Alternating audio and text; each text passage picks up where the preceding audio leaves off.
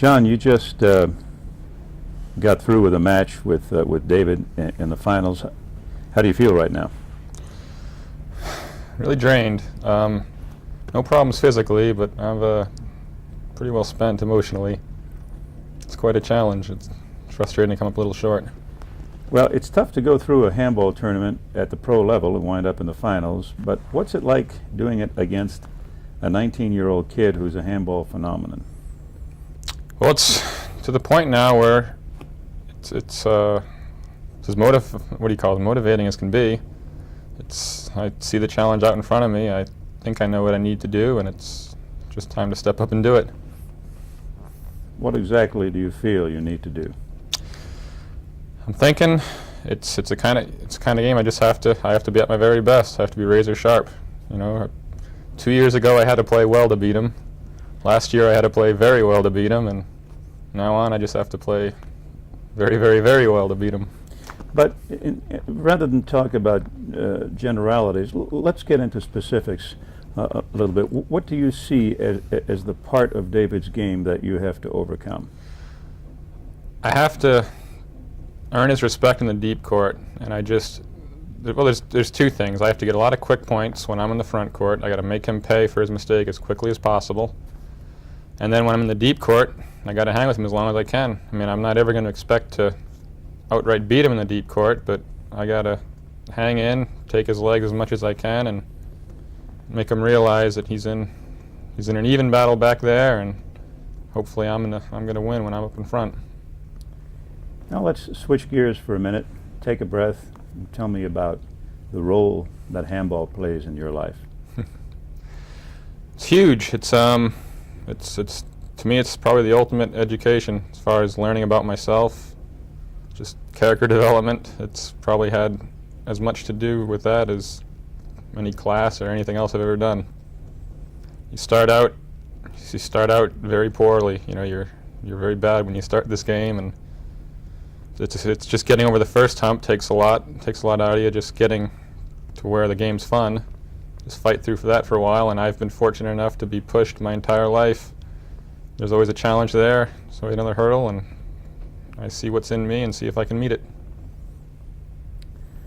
And then the game puts you around a bunch of other people in the same situation. You know, you end up with a lot of your closest friends or players because you know they've gone through that same character development. What was the most difficult thing for you to learn about the game? Well, you know, that's an open-ended question. Probably the most difficult stuff is stuff I haven't learned yet. Just what brings the absolute, what does it take to get the absolute most out of yourself? And you feel like you have it some days, and then it's gone. You're just always asking yourself, you know, what kind of frame of mind do you need to be in, and what can you do to get the absolute 100% out of what you got? I believe you played baseball in college, and you've probably played a number of other sports. How would you relate handball's degree of difficulty to the other sports you've played? I never played any other individual sport to this level, and that's the main thing that sets handball apart. It's entirely you. It's what you've got. And the second thing is, in line with it's what you've got as far as there's no teammates helping you out, and there's no equipment. It's your hand striking the ball. There's no gimmick, nothing you can do to make yourself better. That's not inside you. You can't go out and buy a better bat or a better racket or a better club. You take what you've got and you make the most you can out of it. You recently accepted a position with the United States Handball Association in charge of membership development. What efforts are being expended by the USHA now to increase the membership rolls? We're trying to just get better at what we've already been doing in the past. We're doing better fundraising so that we can distribute money to coaches and give them equipment and know-how to introduce new people to the game. And we're trying to offer services to the current members, just trying to improve on what we're already doing as far as running tournaments and giving them a quality magazine to read. That's my aspect of the job. That's what they're asking me to do. Talk about the highlight of your career so far? You've had a spectacularly successful career in this game, more so than, well, you've been the most dominant player of the last 6 or 7 years. Talk about the highlight of your career. That's hard to say. I'll look back on I'll probably look back on the singles and doubles slam in Denver, and it was didn't really sink in at the time, but what I've seen since then, what made that so special, beside the historical significance of being one of the few people to do it, was I did it really on an off day. I mean, we won the doubles the night before with the young Silveyra. At that time, I was a stronger player and trying to carry him along. He's paid me back many times since, but we were both a little off through that whole match. We started very slowly and made a comeback win. And the same thing the next day. It was truly winning ugly. I went in there with a player who, if I'm playing my best, I beat. But he had me out of my game and just scrambling around the whole match, and I dug down and squeaked out a victory. That's special to me. It's easy. Anybody can win when they're on. Everything's going fine. But it really sticks out in your memory when everything's not going fine. You still manage to get a V. Good, John. Is there anything that you'd like to add about your career in handball or about your feelings on handball? My career, I think it's all open. I think it's all ahead of me. I'm presented with an incredible challenge now. There's almost no doubt that Chapman obviously will be in the books as one of the best to ever play the game, and Alvarado and Silveyra potentially, and I just get along there with them. I got at least 3 top world-class players to battle it out with, and anything I can dig out for myself, just adds to my own. That's what'll make my career. What I've done so far is hopefully immaterial, or hopefully will be paled by what I can do in the next 4 or 5 years. And John, you were involved a couple of years ago in a landmark occurrence in handball where a match was filmed in a multi-camera format and went on to be aired in millions of homes across the country. What is your feeling about based on the technology that is now available, TV technology, what's your feeling about the viability of handball as a televisable sport? That's outstanding to watch it, and as disappointed as I was to lose the match, when I got to see the finished product, I was just absolutely thrilled. I mean, right from the heart. It's to see the game. I had never seen it that well. Seeing that front court angle, it really made it better than being there live, which I wouldn't say about any other handball filming I've ever seen. So it's great to know that you guys have made the strides, and I think we're going to ride that. I think we're going to make something happen because of that. Darren, your dad was a great player, and you obviously learned the game from him, and now you're ensconced as the new editor of Handball magazine. Tell me the role that handball has played in your life up until now. Well, as you said, my father is and was a great handball player. He's always been one of my heroes, and excuse me, But Darren, your dad obviously taught you the game. He was a great player, still is a great player, and I'm curious to know now, as the editor of Handball magazine, what role handball has played in your life. It's been a positive influence throughout my entire life. My father, as you mentioned, was a great handball player, and since I was real young, everywhere I went, people would talk about my father's abilities, but more than that, they would talk about how he contributed to handball and that he was what a great guy he was, and that introduced me to the camaraderie that exists among handball players. And what really attracted me to the game were the type of people involved, and once I started playing handball, I was immediately hooked. I just wish I was as good as my father was. That's my only regret. What do you enjoy most when you're on the court? What is the sense that I mean? What do you get out of the game when you're playing it? I think when you play handball, a good analogy is you hear how professional basketball players will talk about going into the zone when everything is working for them. I think when you enter the handball court and you hit the handball, you enter a zone whether you're playing well or poorly. The fact that it's such a individual sport and it's just a wall and a ball intensifies the experience to a level that I believe is accurately portrayed by the term zone. It's pure adrenaline, it's pure competition, it's very challenging and therefore very fulfilling. As the new editor of Handball magazine, what new ideas, new concepts do you have in store for the magazine? Well, one of the things I think is very important to do is to highlight the dynamic nature of handball. We have one wall, which is very popular in New York City, 3-wall handball, and 4-wall handball.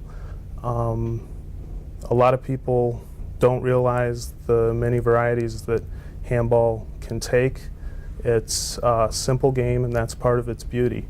And one of the things I want to do is promote the varieties of handball and also showcase the people that have made this sport great while simultaneously trying to bring young people into the sport. We recently had a televised match between the top 2 players on the tour, a match that was shot in multi-camera and that wound up on a nationwide television. What are your thoughts in terms of the future of handball and the viability of handball making it, earning a slot, a regular slot on television? I think that event proved beyond a shadow of a doubt that handball the skill involved in handball can be accurately portrayed on television. I think the effort that went into making that happen is a watershed event in terms of getting handball on the mass media. I think anyone that watches that show will appreciate handball even if they haven't played it, and that's what we're looking for. And I think the more that gets on the air, and if we have similar types of filming, that I think the sport could grow by leaps and bounds, and that's what we're all hoping for. Tati, what brought you to the handball courts? Well, I had an older brother by the name of Manuel, and he was in the handball team with my current coach, Tony Wante. And I'd tag along every once in a while. And I'd go to tournaments and watch and so forth. I also just by being around Tony had a really big handball team. There was a lot of kids my age, which created a lot more interest for myself because I could be around my friends and play handball. So I mean, Let's start. oh yeah. I'm sorry. Okay. That's all right. I lost my train of thought. Okay. Okay, let's try that again, Tati. Just relax and tell me what brought you to the handball courts. Okay, basically what brought me to the handball court was my older brother and my coach, Tony Wante. It was through them that I learned about the sport of handball. It was through them that I first saw how handball was played. It was through my brother and my coach, Tony Wante, that that basically made me want to become a better handball player, just because I saw the intensity and all the interest that all the kids around Tony, because he had a large handball team.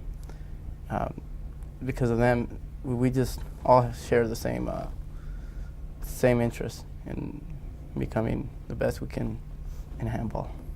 I think you've played Pop Warner football for Tony, and you've probably played a bunch of other sports because you're a very athletic person. What do you like best about playing handball? Well, with handball, I mean, you're in the court by yourself. It's a one-on-one competition.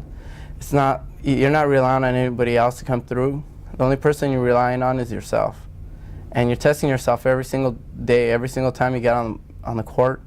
You're testing your skills, your ability, and your concentration. I mean, it's a very, very demanding job. I mean, demanding sport.